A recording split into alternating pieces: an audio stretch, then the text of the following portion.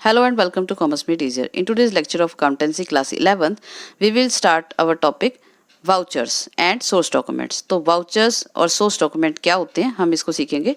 तो हमने जब अकाउंटिंग प्रोसेस किया था उसमें हम डिस्कस किया था कि अकाउंटिंग प्रोसेस क्या होता है. तो सबसे पहले हम आइडेंटिफाई करते हैं ट्रांजेक्शन्स क्या हैं जो बिजनेस से रिलेटेड हैं और सिर्फ जो वही ट्रांजेक्शन हम बिजनेस में रिकॉर्ड करते हैं जो बिजनेस से रिलेटेड होती हैं. तो जो ट्रांजेक्शन्स बिजनेस से रिलेटेड नहीं होती हैं उसको हम रिकॉर्ड नहीं करते हैं.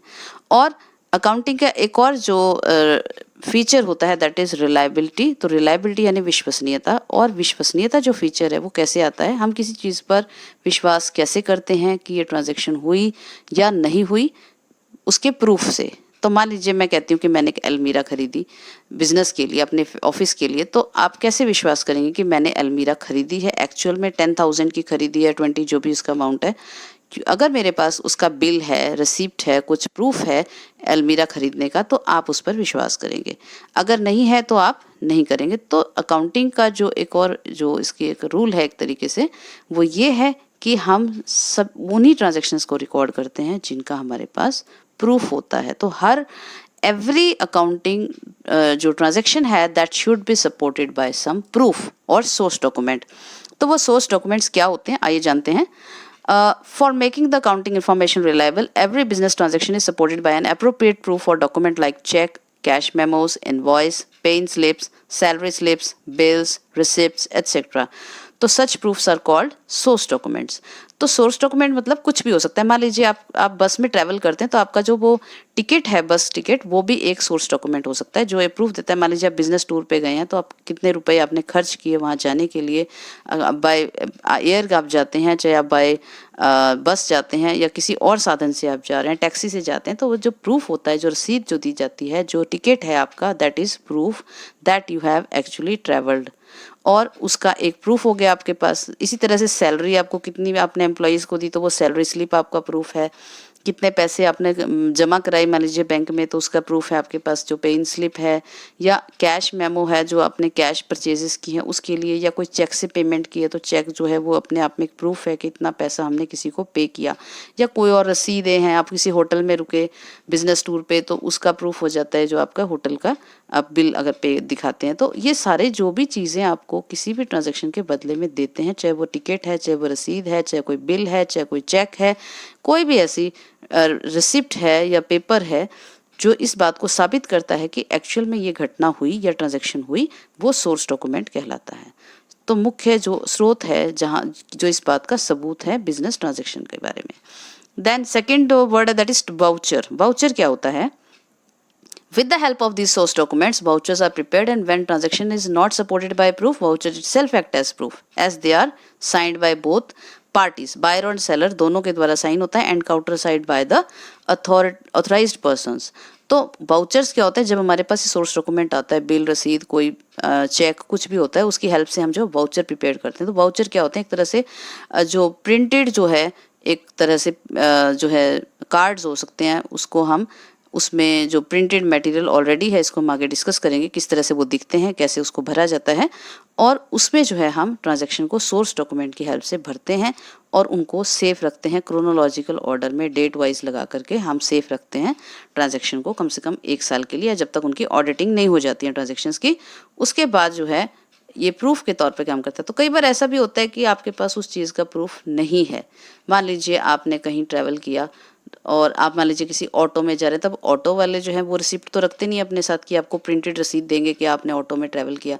तो उसके लिए फिर क्या होता है, आप उससे जो वाउचर है या उस पर उसके साइन ले सकते हैं. तो दोनों पार्टीज़ के जब वाउचर पे साइन हो जाते हैं तो वो खुद एक सोर्स डॉक्यूमेंट का काम करता है, जिस पर एक जो है स्लिप जो रेवेन्यू जो स्टैंप होती है वो भी उस पर लगती है. तो अमाउंट पे डिपेंड करता है कितने अमाउंट की ट्रांजैक्शन थी, और उसके हिसाब से दोनों पार्टीज़ के जब उस पर साइन हो जाते हैं तो वो अपने आप में एक सोर्स डॉक्यूमेंट बन जाता है. तो इस तरीके से वाउचर जो होता है वो प्रिपेयर किया जाता है with the help of source documents.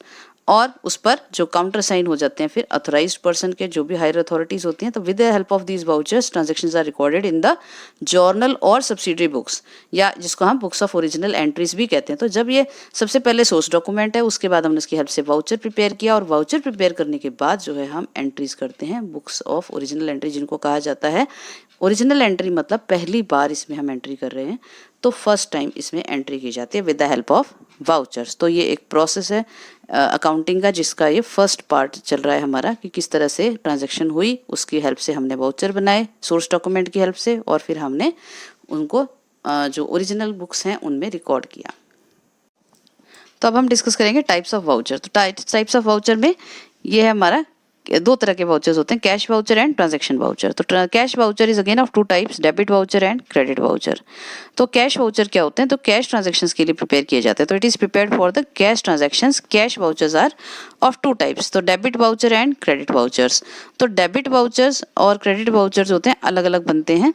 और तीसरा जो होता है ट्रांजैक्शन वाउचर, वो क्रेडिट ट्रांजैक्शंस के लिए बनाए जाते हैं। जो उधार में हम ट्रांजैक्शंस करते हैं, लेन देन करते हैं, उसके लिए हम क्रेडिट वाउचर्स प्रिपेयर करते हैं। तो आइए देखते हैं फॉर्मेट ऑफ वाउचर्स कैसे होते हैं। तो जब डेबिट वाउचर हम बनाते हैं, उसका फॉर्मेट क्या होता है? डेबिट वाउचर किसके लिए होता है? कैश ट्रांजैक्शंस के लिए होता है। तो ये पेमेंट्स करने के लिए होता है, किसी का जो भी कैश पेमेंट्स हम करते हैं उसके लिए हम डेबिट वाउचर प्रिपेयर करते हैं। तो क्योंकि जब हम डेबिट वाउचर बना रहे हैं तो ये ऑटोमेटिकली अंडरस्टूड है कि कैश अकाउंट जो है वो क्रेडिट होगा।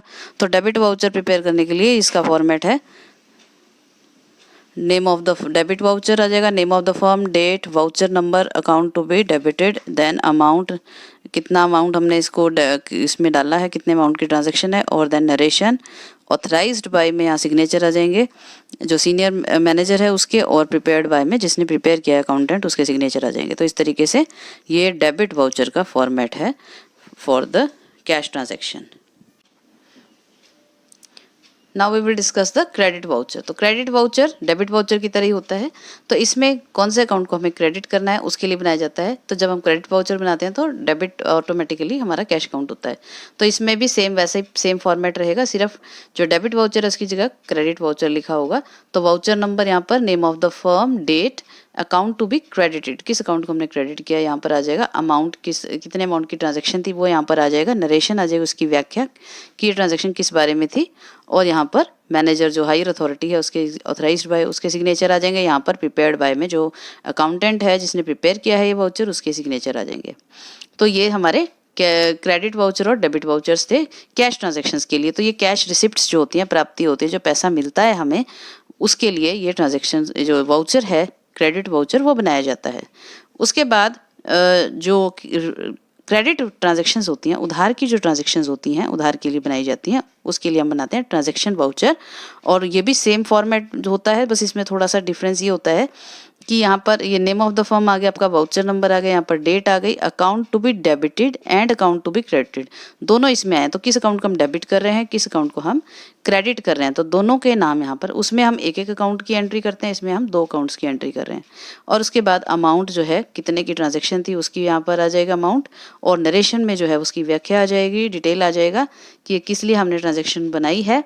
और उसके बाद authorised bye and prepared by में जो जैसे बाकी वाउचर्स में है सेम उसी तरीके से यहाँ पर सीनियर मैनेजर के जो भी ऑफिशियल है उसके साइन आ जाएंगे, और यहाँ पर जो अकाउंटेंट है जिसने वो प्रिपेयर किया है उसके साइन आ जाएंगे। तो इस तरीके से ये इसके सारे फॉर्मेट्स हैं जो वाउचर्स बनाने के समय यूज़ किए जाते हैं, बने बनाए प्रिंटेड होते हैं ये। और आजकल कंप्यूटराइज अकाउंटिंग में तो इसका फॉर्मेट बने बनाए होते हैं, उसमें हमने सिर्फ अमाउंट की एंट्री करनी होती है और लेजर का या जो अकाउंट है उसका नाम लिखना होता है, बस उससे ज़्यादा उसमें ऑलरेडी प्रिंटेड ये वाउचर्स आजकल बन जाते हैं कंप्यूटर की हेल्प से।